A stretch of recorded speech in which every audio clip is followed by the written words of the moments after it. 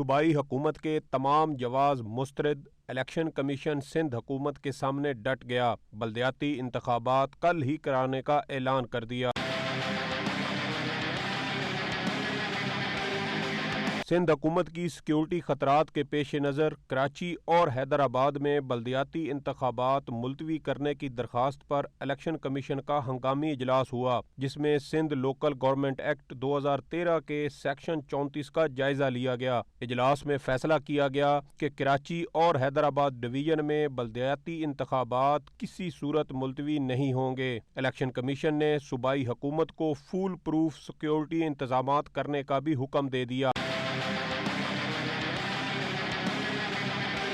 وزارت داخلہ نے بلدیاتی انتخابات کے لیے فوج اور رینجرز کی بجائے حساس پولنگ اسٹیشنز پر ایف سی کو سیکیورٹی کے لیے تعینات کرنے کی ہدایت کی، جبکہ صوبائی حکومت کو جوانوں کی تعداد اور پولنگ اسٹیشنز کے حوالے سے الیکشن کمیشن اور ایف سی سے مشاورت کرنے کی بھی ہدایت کی گئی ہے۔ سعید بلوچ، ABN نیوز، اسلام آباد۔